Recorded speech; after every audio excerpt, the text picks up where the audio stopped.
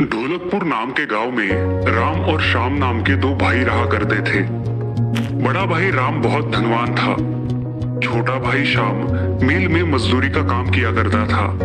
श्याम अपना काम ईमानदारी और लगन से करता था, लेकिन फिर भी वो अपनी और अपने परिवार की जरूरतें पूरी नहीं कर पाता था। अपनी गरीबी से श्याम बहुत परेशान था। कुछ दिन पहले ही उनके पिता का निधन हुआ था। पिता के मृत्यु के बाद बड़े भाई ने परिवार की सारी संपत्ति हड़प ली।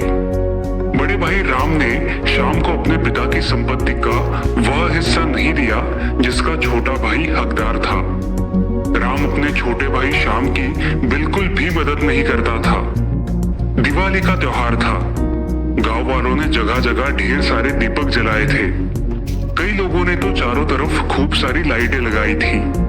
लोग काफी हंसी खुशी से दिवाली का त्योहार मना रहे थे। हर घर में खूब स्वादिष्ट भोजन बनाया गया था। लोगों ने अपने परिवार के लिए नए कपड़े खरीदे थे।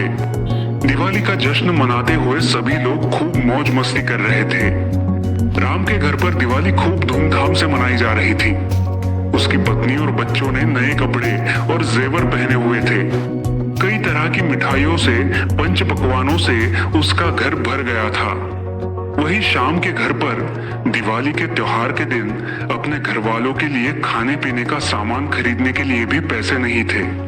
वो मदद की अपेक्षा से अपने बड़े भाई राम के घर पहुंचा। सुनो राम भैया, मेरे पास अब कोई नौकरी नहीं है और इसलिए मैं काफी परेशान हो चुका हूँ। हर दिन मैं नौकरी ढूंढने की उम्मीद में बाहर जाता हूँ, लेकिन नौकरी नहीं मिलने के कारण मैं हमेशा दुखी और निराश हो जाता हूँ। घर पर राधा और सूरज भी भूखे बैठे हैं। क्या आप मेरी कुछ मदद कर सकते हैं? जब मेरे पास पैसे आ जाएंगे तो मैं आपको आपके पैसे ब्याज के साथ लौटा दूंगा। देखो भाई, पैसे पेड़ों पर नहीं उगते। मैंने काफी मेहनत से ये ऐशो आराम और पैसे कमाए हैं। आजकल मेरे खर्चे भी काफी बढ़ गए हैं। तुम्हें भी वास्तव में कड़ी मेहनत करनी होगी। मैं तुम्हारी किसी भी प्रकार की मदद नहीं कर सकता। अब तुम यहाँ से जा सकते हो। सुनो भैया, क्या आप मुझे हमारे पिता की संपत्ति का वो हिस्सा लौटा सकते हैं जो उन्होंने मुझे दिया था? मैंने आपसे पहले कभी कुछ नहीं मांगा भैया, लेकिन आज मैं बहुत कठिन समय से गुजर रहा हूँ, इसलिए मैं आपसे संपत्ति का वही हिस्सा मांग रहा हूँ जिस पर मेरा हक है। तुम्हारी इतनी हिम्मत कि तुम मुझसे हिस्सा मांग रहे हो?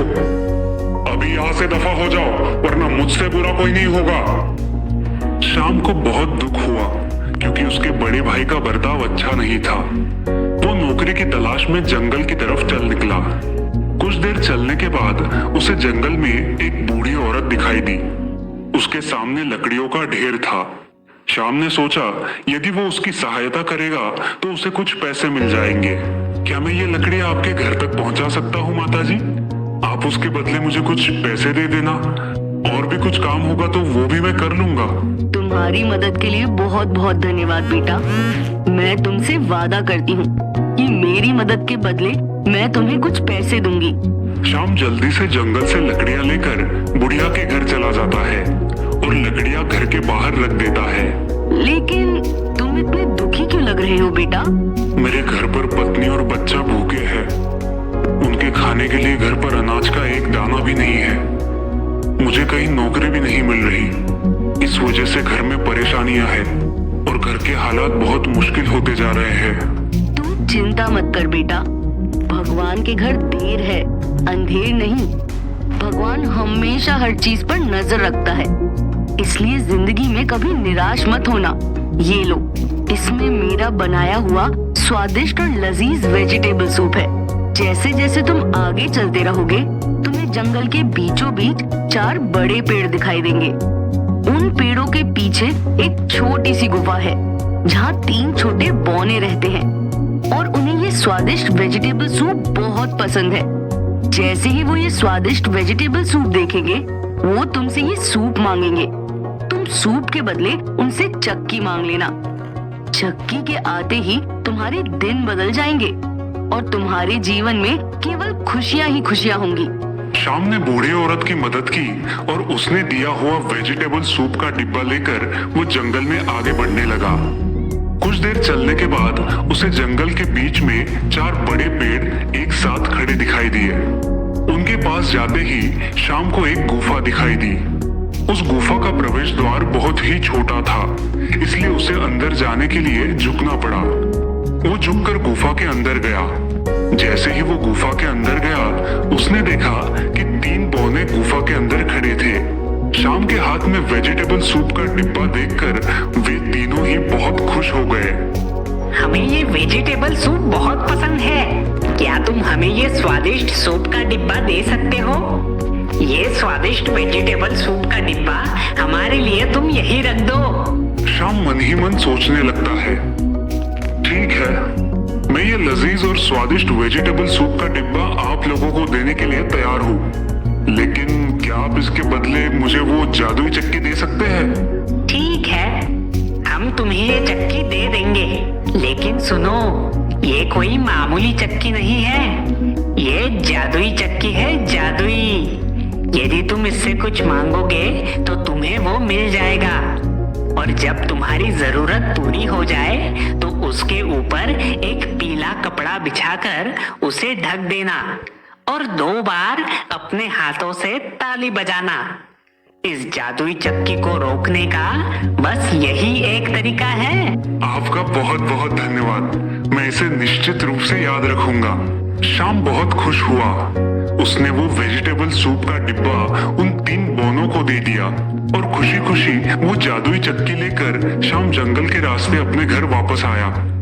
उसकी पत्नी और बच्चा घर पर थे और उनके पास खाने के लिए कुछ भी नहीं था, इसलिए उन्हें बहुत जोर की भूख लगी थी। शाम ने अपनी पत्नी को जंगल में जो कुछ हुआ वो सब बताया।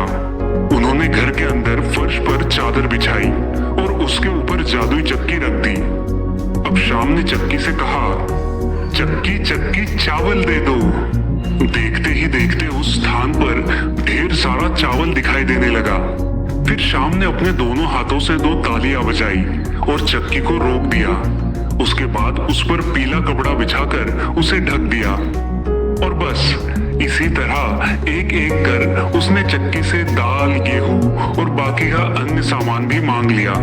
उस दिन शाम और उसके परिवार ने जमकर खाना खाया। अब शाम बाकी का अतिरिक्त अनाज लेकर बाजार जाकर बेच आया। ऐसे ही देखते शाम की आर्थिक स्थिति जल्द ही सुधरने लगी। पहनने के लिए बढ़िया कपड़े, भरपेट खाना और बच्चों की शिक्षा, सब कुछ आसान हो गया। शाम ने अपने लिए एक नया घर बनवाया। ये बात उसके बड़े भाई राम को पता चल गई और वो बहुत आश्चर्यचकित हुआ। राम मन ही मन सोचने लगा, कल तक तो इस शाम के पास खाने के लिए तक पैसे नहीं थे, अब इतने सारे पैसे, नया घर, कपड़े, खाना पीना, बच्चों की शिक्षा, ये सब कहां से आ गया? इतना पैसा आया कहां से? मुझे ये राज जानना ही चाहिए। राम खाना खाने के बहाने शाम के घर गया। खाना खत्म करने के बाद घर वापस ना जाते हुए खिड़की के पास खड़ा हो गया और छुपकर वो शाम के घर पर नजर रखने लगा। शाम ने चक्की से अनाज मांगा तो चक्की ने उसे तुरंत अनाज दे दिया। जब राम ने ये देखा तो उसने जादुई चक्की को चुराकर अपने घर ले जाने के बारे में सोचा। अगले दिन जब शाम अपना अनाज बेचने के लिए बाजार गया तो उसका भाई राम बिना किसी को पता चले चुपके से शाम के घर में घुस गया। सबकी नजर चुराकर जादुई चक्की अपने घर ले गया। अरे सुनती हो, जल्दी करो और अपना सारा सामान बांध लो, क्योंकि हम अभी ये गांव छोड़कर जा रहे हैं। लेकिन क्या आप मुझे बता सकते हैं कि हम कहाँ जा रहे हैं और क्यों? आपको ये चक्की कहाँ से मिली? अभी कोई सवाल मत पूछो, तुम्हारे सारे सवालों का जवाब मैं बाद में दूंगा। जितना जल्दी हो सके हमें यहाँ से निकलना है। राम अपनी पत्नी और बेटी को लेकर घर और गांव छोड़कर निकल पड़ा। दूसरे किसी गांव में जाकर वहां अपना नया घर बसाने का सपना वो देखने लगा। चलते चलते राम और उसका परिवार एक नदी के किनारे जा पहुंचे जो गांव से बहुत दूर थी। वहां जाकर उन्होंने एक नाव खरीदी। अपनी पत्नी और बेटी के साथ राम नाव में बैठ गया। अरे सुनते हो, इतनी भारी चक्की साथ लेकर और गांव छोड़कर हम क्या करेंगे? अरे चुप बैठो, अनपढ़ कहीं की। तुम जानती भी हो ये चक्की बहुत खास है, इसमें अद्भुत जादुई शक्तियां है। अरे इसी की वजह से तो वो शाम इतने बड़े घर और धन दौलत का मालिक बना है। अब मैं इस चक्की को उसके घर से उठा कर ले आया हूँ और मैं इससे बहुत सारा पैसा कमाऊंगा। इस जादुई चक्की की वजह से हमारे जीवन में आराम ही आराम होगा। रुको, अभी मैं तुम्हें दिखाता हूँ कि ये जादुई चक्की किस तरह से काम करती है। चक्की चक्की चीनी निकाल। चक्की ने चीनी निकालना शुरू कर दिया। देखते ही देखते ढेर सारी चीनी नाव में जमा होने लगी। राम को चक्की कैसे रुकती है ये तो पता ही नहीं था। चीनी के वजन से नाव पानी में डूबने लगी। राम और उसका परिवार पानी में डूबने लगा। राम के लालच की वजह से उसे और उसके परिवार को अपनी जान गंवानी पड़ी। भले ही शाम के पास अब जादुई चक्की नहीं थी, फिर भी वो कड़ी मेहनत करके पहले की तुलना में 2 गुना पैसे कमाने में सक्षम था। शाम और उसका परिवार आनंदमय जीवन जीने लगे और दूसरी तरफ राम और उसका परिवार अपने लालच के चलते अपनी जान गंवा बैठे।